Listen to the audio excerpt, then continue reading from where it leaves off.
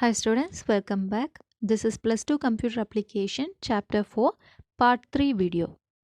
Before getting into the video, please do subscribe.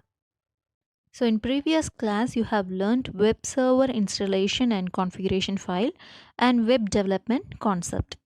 And today in this class you are going to learn about variable in PHP and PHP data type. So the first topic is variables in PHP. PHP has variables like other programming language. So let's see what is variable. So variables are storage location. So storage location means it is memory box. So we can store data in the given memory box. That is what variable. So now let us see how to write a variable, that is how to declare a variable in PHP program. So first of all we should start with dollar symbol. So look at this. This is what dollar symbol. We have to write dollar symbol and then you have to give any name to the variable. And then if you want to assign any value to the variable, we have to use equal to symbol. So equal to symbol is set as assignment operator. Okay, and then finally we have to end up the statements with a semicolon. So look at this sign, this is semicolon. So look at this example, dollar $a equal to 5.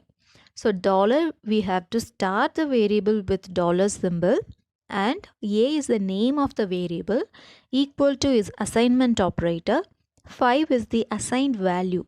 To the memory box a we have stored the data number 5 and we have entered the statement using semicolon. So this is one line in PHP program and the name of this line is declaration statement. Yes, we have introduced a variable to the program. That is why it is named as declaration statement.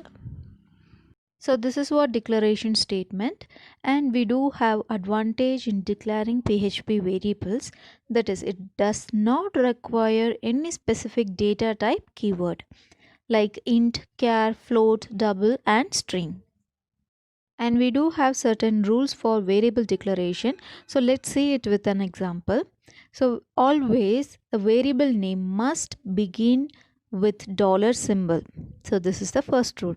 Here we do have three examples. First one, this is second one, and here it is third one.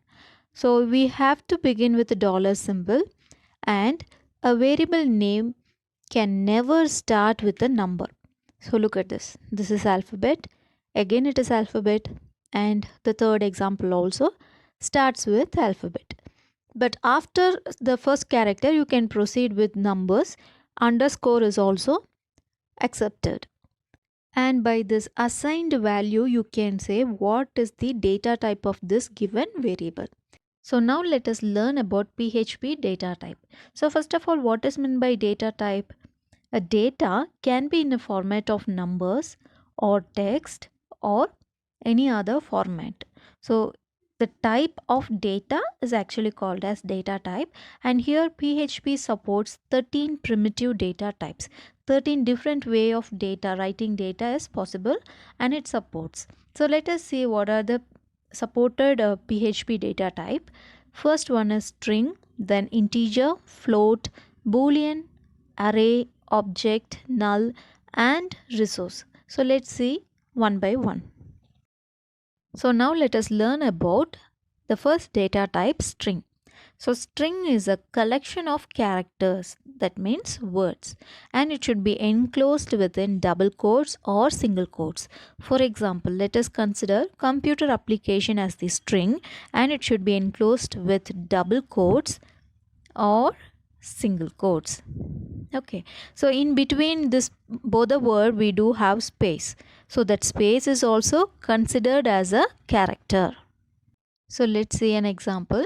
So PHP program, we should start with open angular bracket question mark PHP, and we should close the program. Look at the last line, question mark and angular bracket, that is close angular bracket.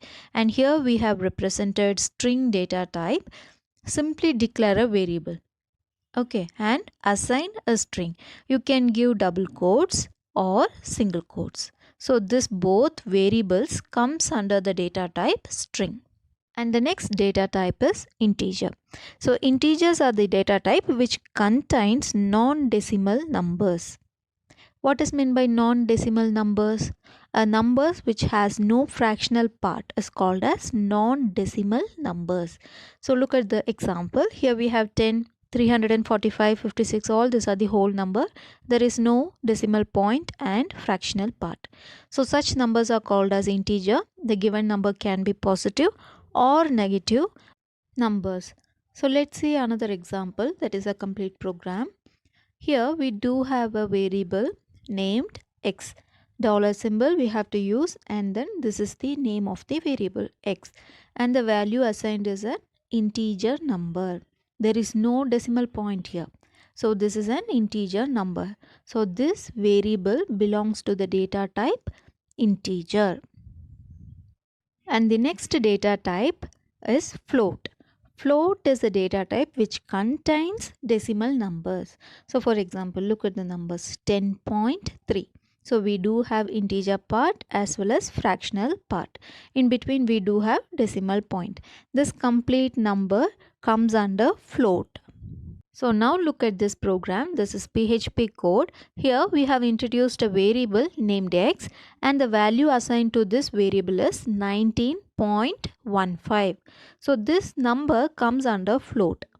Numbers are two types. One is integer and the other one is float. So this number comes under float.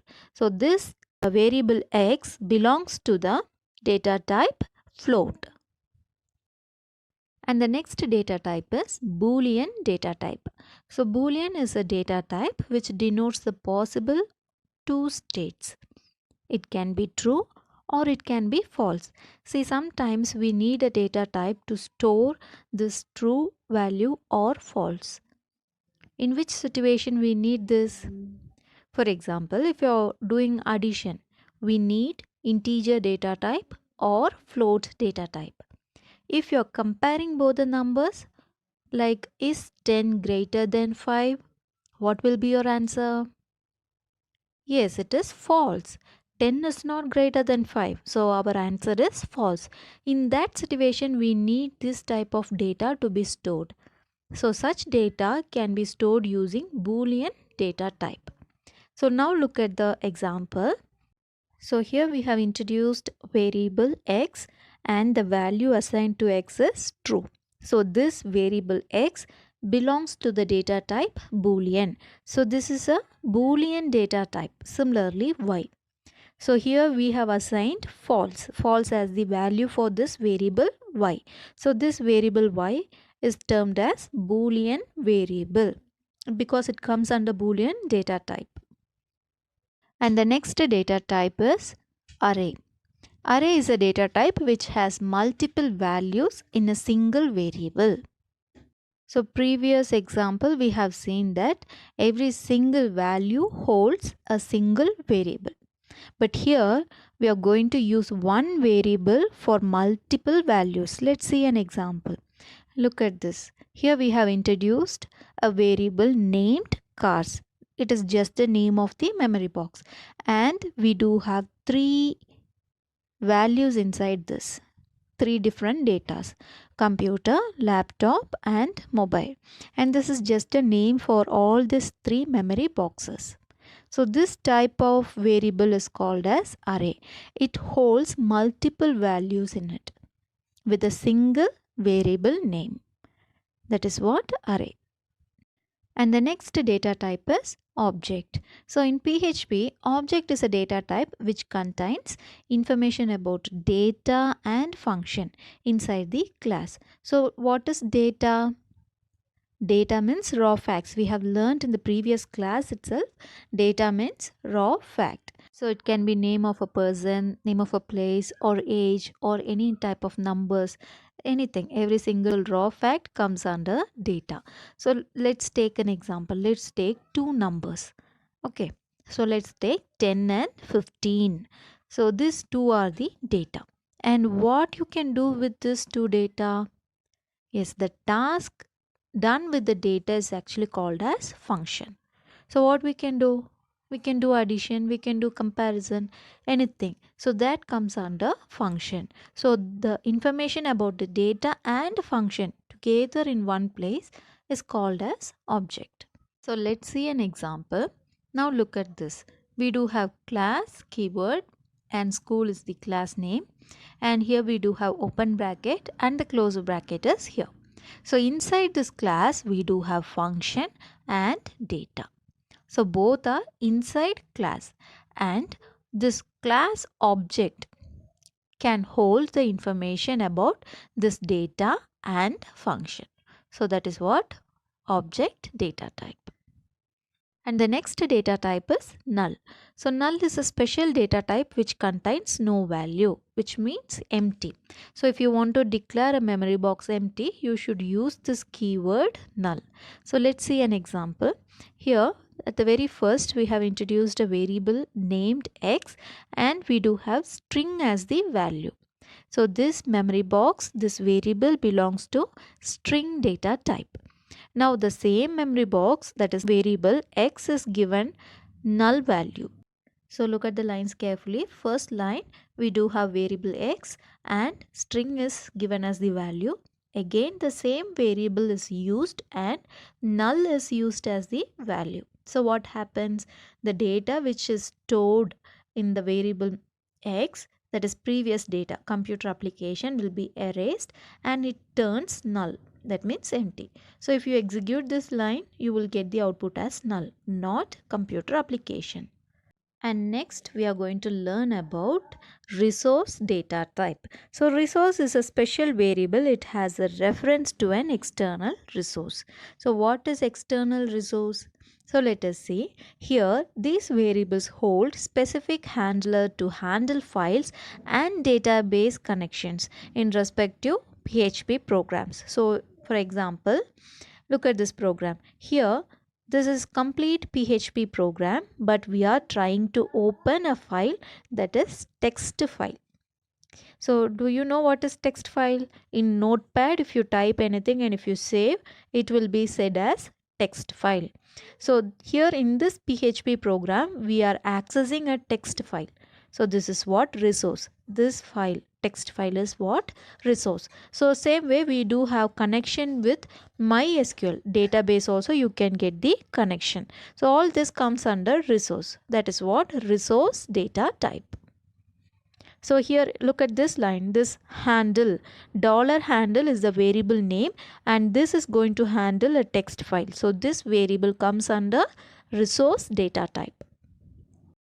Okay children, so today in this class we have discussed about variable in PHP and PHP data type. So that's all for today. Thank you.